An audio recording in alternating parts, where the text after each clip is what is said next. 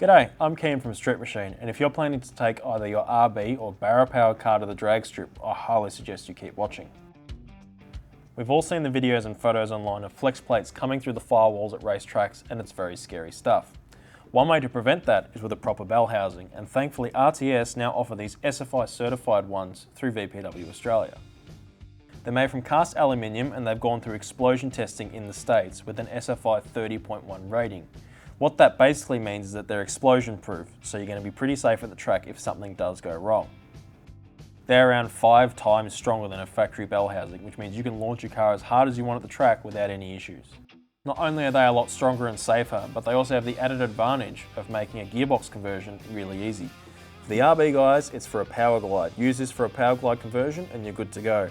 For the barrow boys, this one will let you do either a turbo 350 or 400 swap really easily.